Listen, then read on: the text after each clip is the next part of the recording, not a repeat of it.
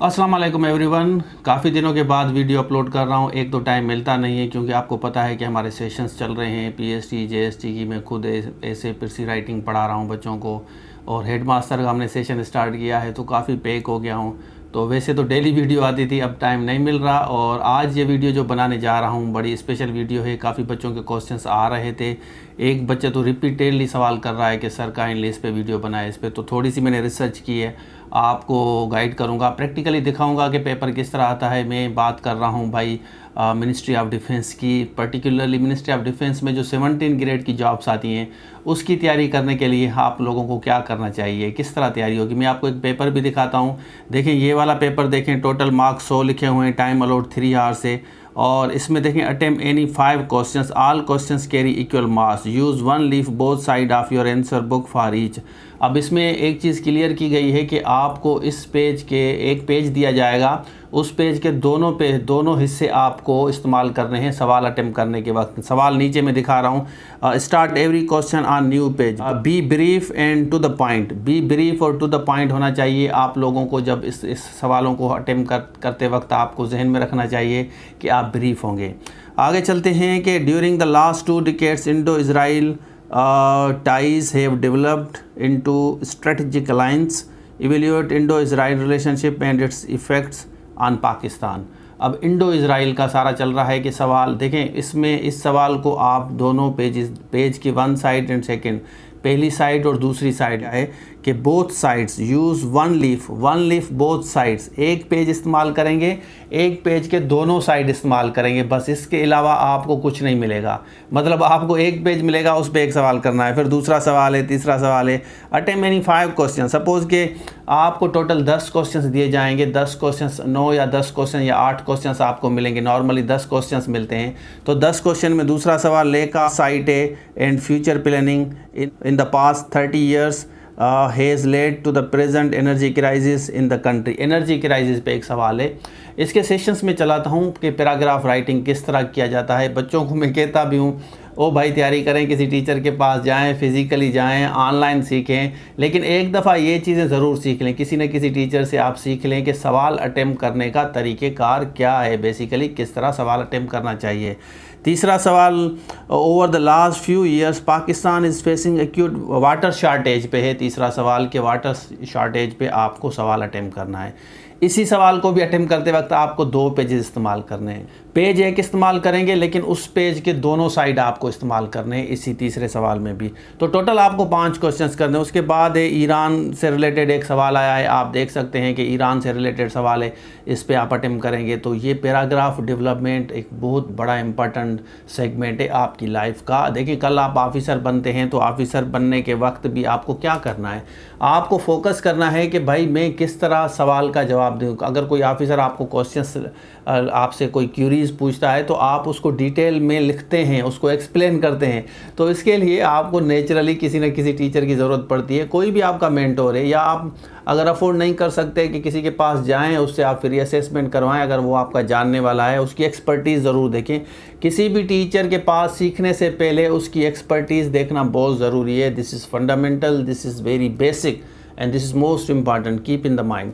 तो आपको ये चीज़ जहन में रखनी है। उसके बाद चलते हैं, दूसरा सवाल है mushrooming of the private channels के बारे में। ये एक सवाल दिया गया है, तो प्राइवेट चैनल्स के बारे में लिखा है कि in recent years rapidly transformed our national media, however large segment of the society feels that our media has not so far matured enough to effectively play the lead role of national harmony.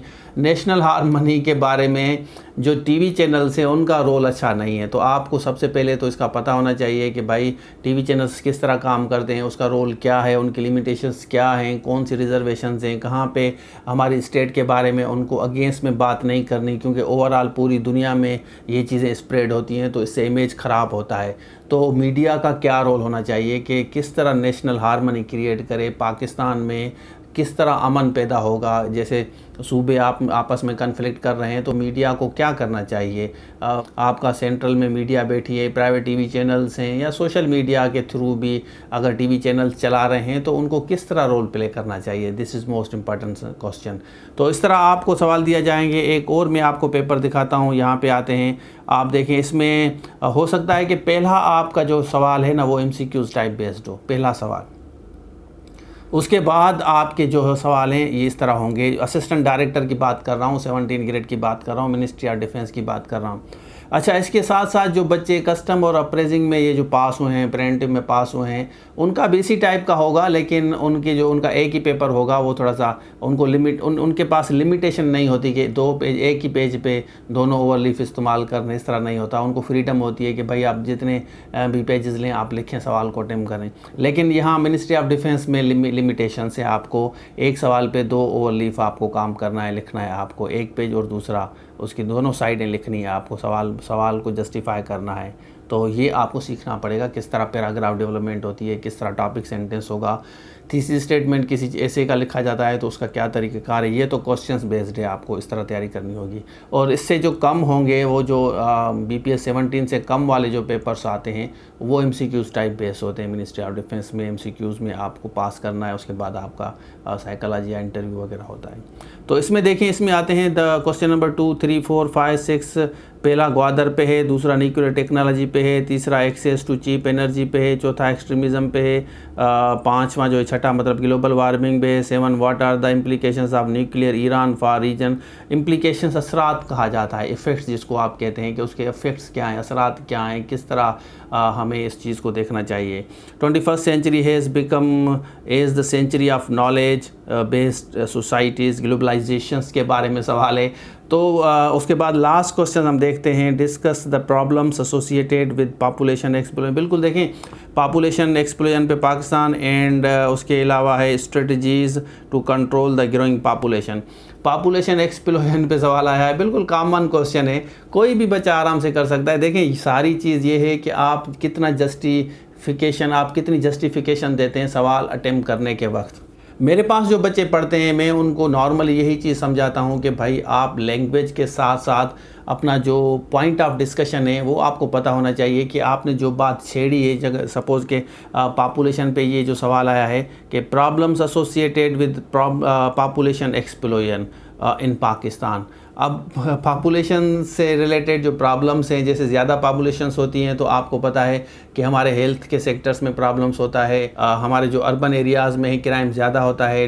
Densely populated, आपको पता है कि population ज़्यादा होगी तो density ज़्यादा होगी, limitations होगी, जैसे अभी फ्लैट्स बन रहे हैं, क्राइम रेशो बढ़ता है, हेल्थ के प्रॉब्लम्स बहुत ज़्यादा होते हैं, एजुकेशन सेक्टर में भी प्रॉब्लम होते हैं। एक क्लास में 100 से बच्चे ज़्यादा बैठते हैं। आपने देखा होगा कि जो सरकारी जो इंस्टीट्यूशंस हैं, जो प्राइमरी से लेकर मैट्रिक तक जो सरकारी इंस्टीट्यूशंस हैं, वहाँ पे आप पॉपुलेशन ज़्यादा होने की वजह से आपको पता है कि एक क्लास में कितने बच्चे होते हैं।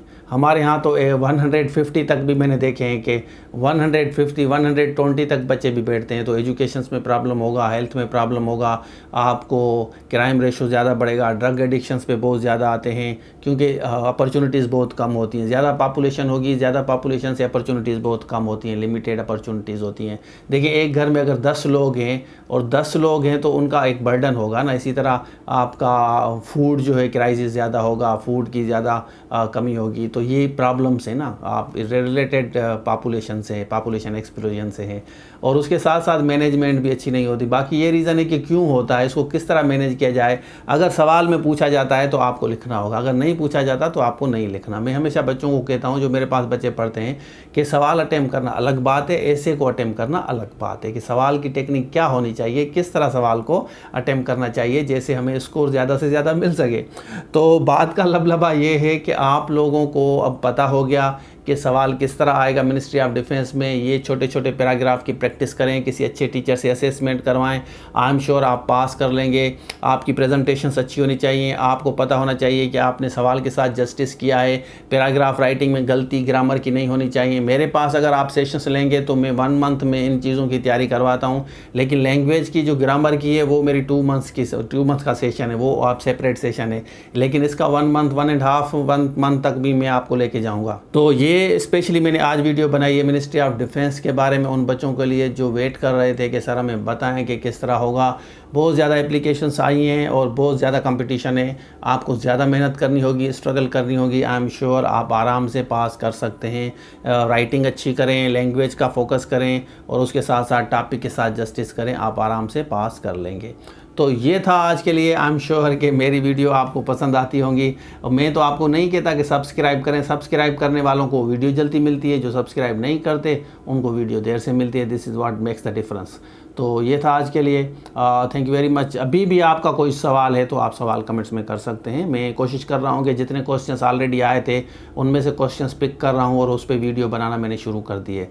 Thank you very much all of you. Stay tuned. अल्लाह हाफिज़।